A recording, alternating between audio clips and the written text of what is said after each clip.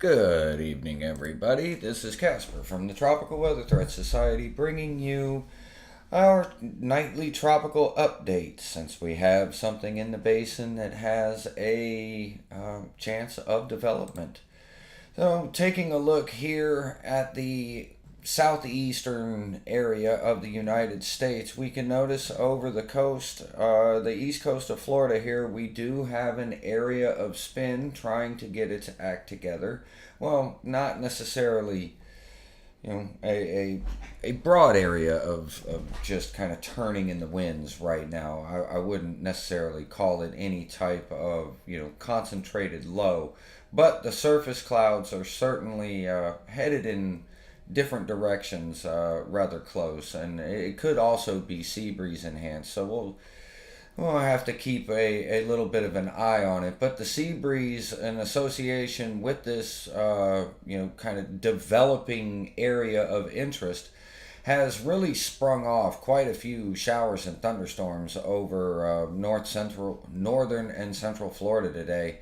So everybody, please just be careful. It's one of those summertime events to where we get more rain than we probably should. There's an excessive rainfall outlook for folks here. So just if you encounter flooded roadways, please do not drive through them. Taking a look at the NHC outlook, currently we're at a 30% chance of development over the next 48 hours and a 60% chance of development over the next 7 days. It is becoming more and more likely that some type of tropical depression, tropical storm may develop here. And it's headed in that direction. It's trending towards yes. So, taking a look, University of Wisconsin, I want to highlight something here, and this is the 925 millibar level area of vorticity, and this is kind of the area that we were just discussing there, just looking at it on satellite.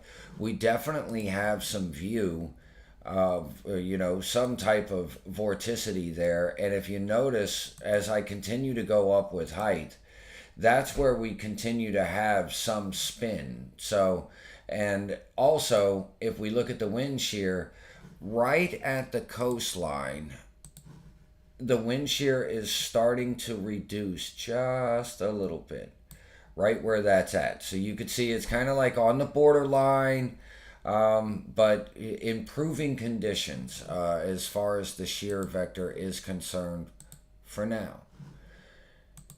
If we take a look at the ensembles, this is the European 12Z ensemble, and if we notice, there's quite a few of the little ensembles that are coming up with development, but there's no real intensity to this, and there's a couple factors and a couple reasons why. Matching that up with the GFS, same kind of thing. Now, if it stays out offshore, it may, get below 1,010 millibars. That's what these green lines represent. Anywhere between 1,000 and 1,010 millibars. So, again, not very intense at all. No real power to this. Now, the Euro AI, if we notice, again, there's a lot of, development potential. And it looks like that it could make landfall into parts of South Carolina. But please, please, please, the landfall, while it sounds like, oh no, there's a landfall, let me explain a little bit further, and I'll show you why that it may be North Carolina that gets the increased rainfall with this, not where the landfall area takes place. So looking at the Europeans' probability of tropical depression winds, this is 20 knots or above. As we could see, we're getting it up there quite a bit into the percentages of, development. If we go to the tropical storm, we're running at about 25-30% right now. So that is, a 1 in 4 chance. Now, just to make everybody feel better, hurricane, 0. No chance. So that's over the next 24 to 72 hours. And now, as we continue to go forward with this, as you can see, it is pretty much forecasted to move towards South Carolina. Now, I'm going to zoom way in here with the Google DeepMind model, and I'm going to run a play on this just to show everybody kind of what they're thinking. Development. Now, when you see stuff like this in the ensembles, that is at least a good area to really, really watch for development for this to occur, or at least to be in this area, because you have a clustering of these ensembles at this point. Okay, and that means a lot, because there's a higher probability when you look at the ensembles. You have to look at them in a probable, or in a probabilistic manner. That's really all that it is.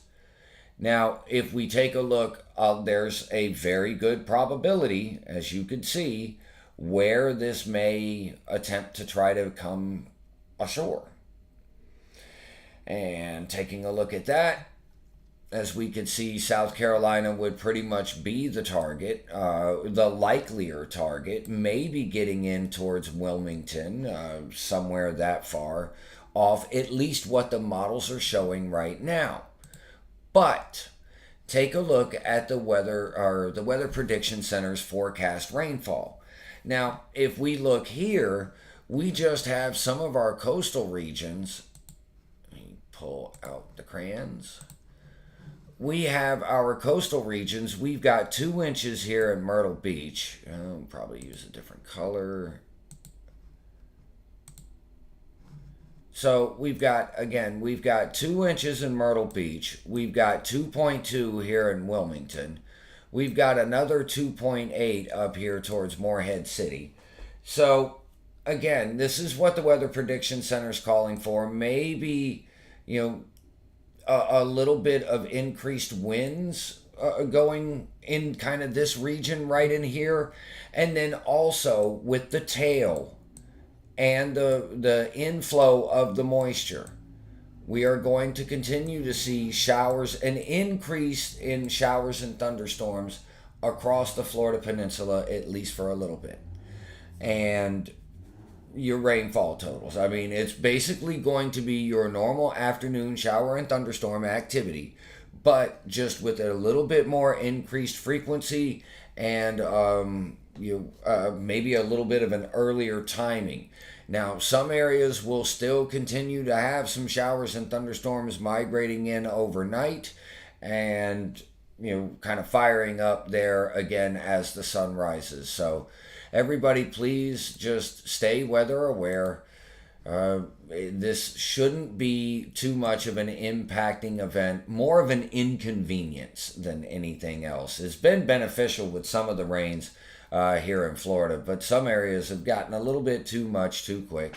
But that's kind of expected with situations like this.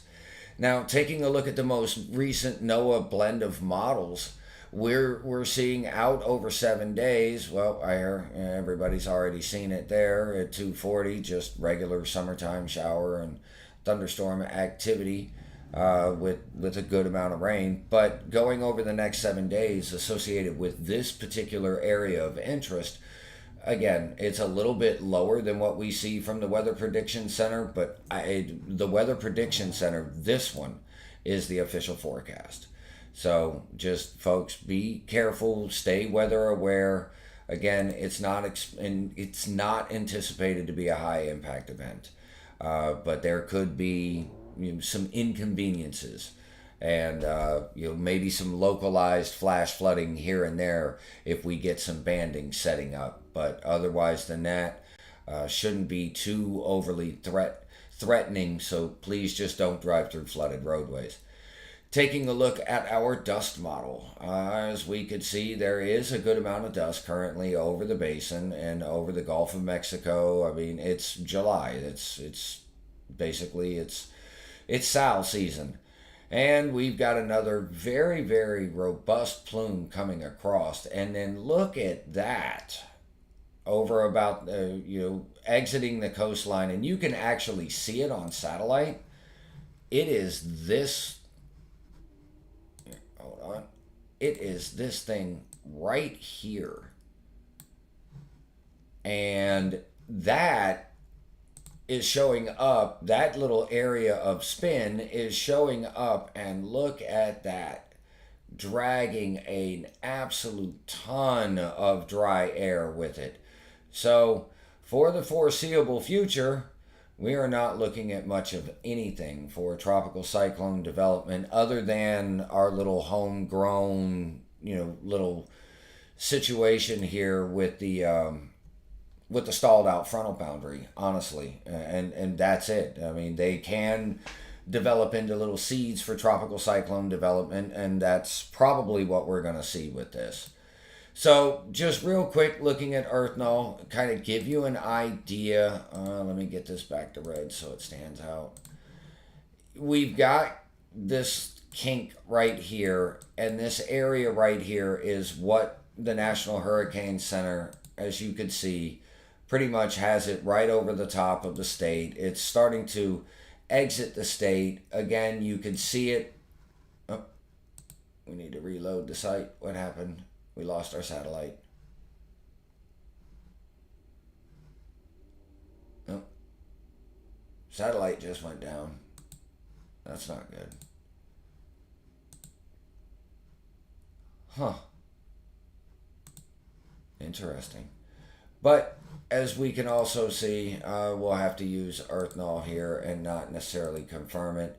There is an increasing amount of wind, especially in the 700 and the 850 millibar level. You could see how these these streamlines are tighter and squished together, a little bit of a deeper color, and that's where we're gonna have to keep a watch on it. Right in this area right here. And at that point, it has to get disconnected from the trough, though.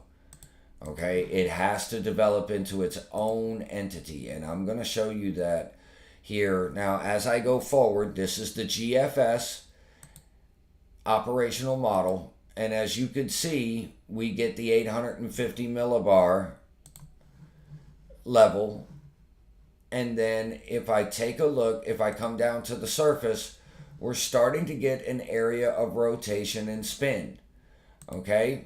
Now, at the surface, you can also see that it's kind of still maybe attached to the front, to the old stalled out frontal boundary.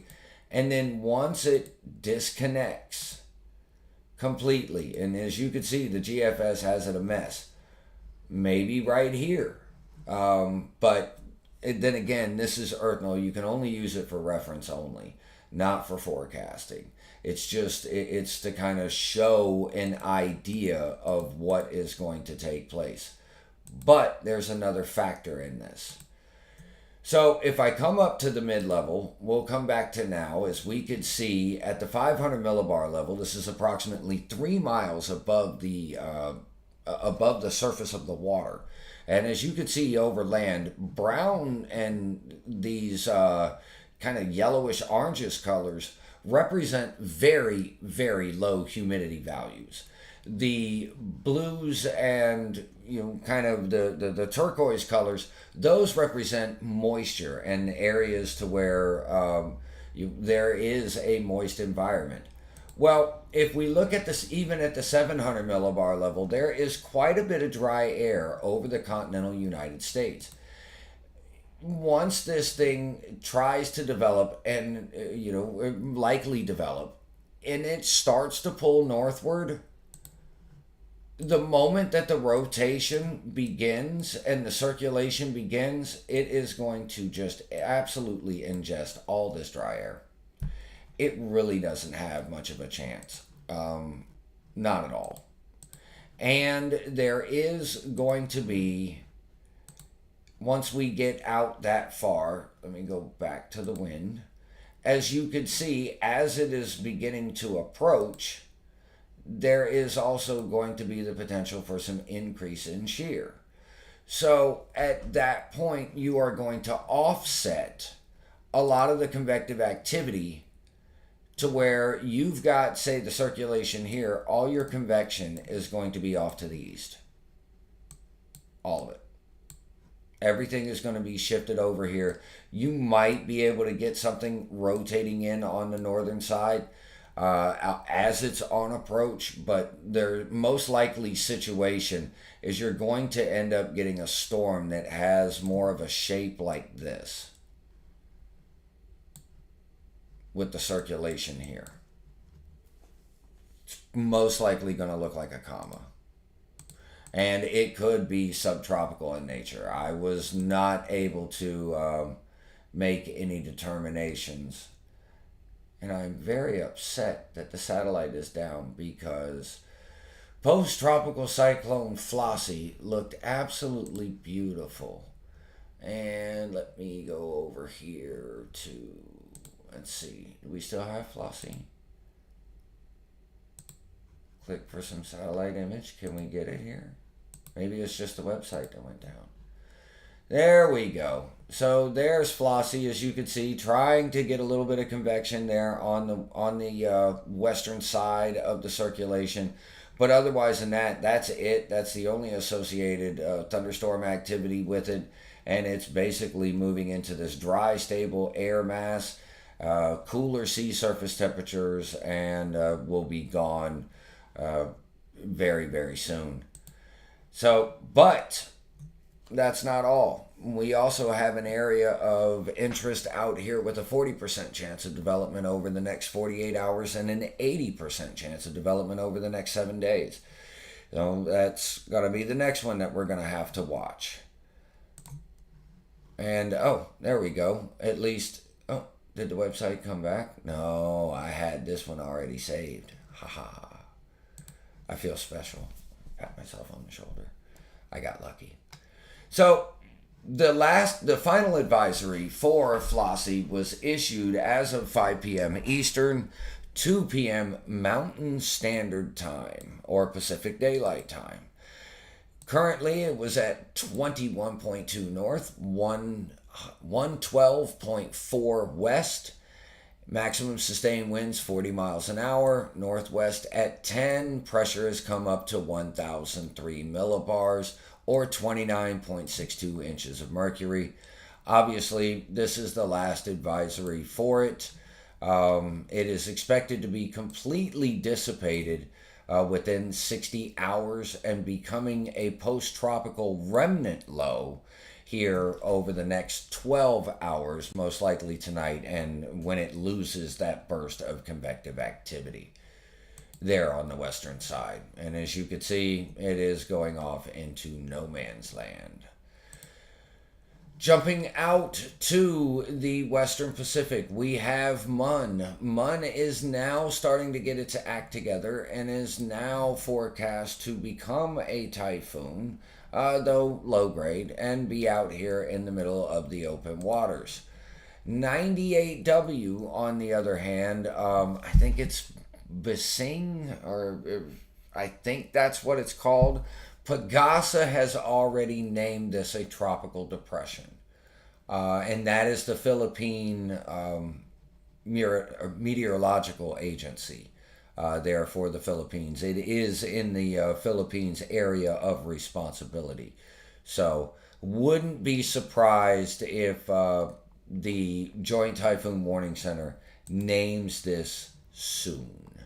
The Philippines has. And if you guys wanted to, get to any of that, you can go right here, and we've even got Pagasa on one of the quick links, and you can jump over from there and get all types, as you could see. Yep, it is Bising or Bising, however you pronounce that, with definitely some flooding issues and some rainfall issues going on there. But again, the database, it's readily available for anybody out there. Feel free to use it. All right, let me see if we have any questions.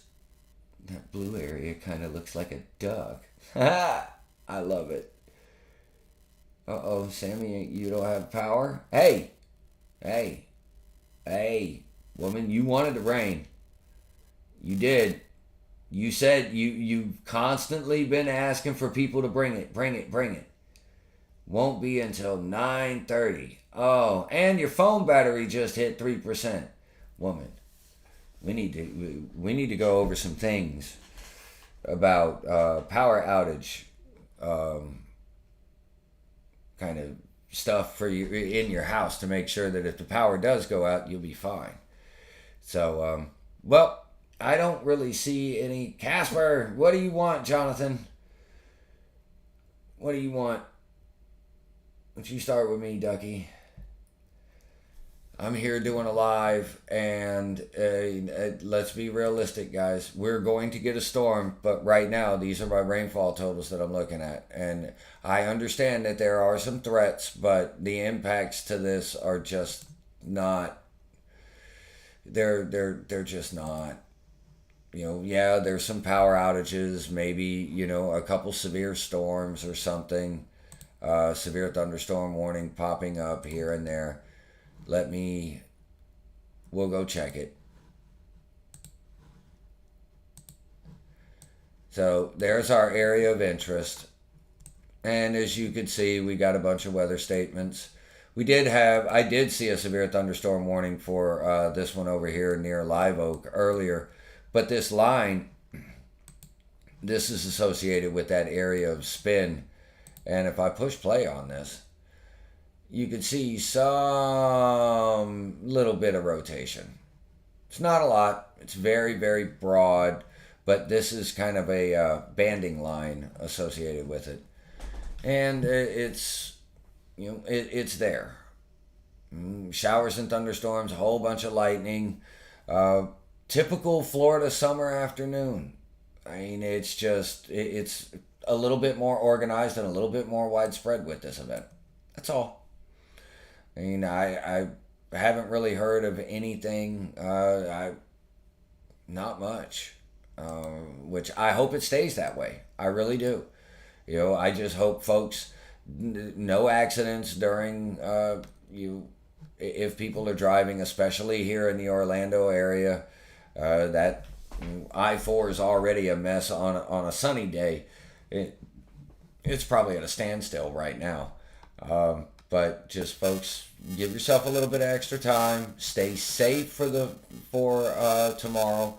We will be live tomorrow. I understand it's the 4th, but come join us before the sun goes down. We'll go over everything and discuss what we're really looking at. See if there's any kind of dramatic change ongoing. But it's just something. Keep weather aware, folks. Right now, it just does not look to be overly impactful. So please, everybody, you just monitor this as we go forward. Let's, do what we do and pay attention to it. Check back at least once a day. We're going to be live for the foreseeable future till the threat is gone from this. And so I'd say at least the next 2-3 days, minimum. So I don't know. It's an interesting. These are always interesting. These homegrown spin-ups, getting close to the coast with decaying frontal boundaries. There's a lot to learn from them because yes, they happen, but they only happen at specific times during the year, and so that makes them kind of uncommon, and they don't happen every year. So it's time to learn, basically. All right, everybody. I-4 needs to do things I can't mention in the live. All right, Sammy. Yeah, and I'm sure we all have things that we would like to say about I-4 that we can't mention in this live, and even kind of in public sometimes. All right, everybody. Have a wonderful evening, and we'll talk to you again tomorrow night. We'll be live 6 p.m. Eastern, 5 p.m. Central. Have a good night, everybody.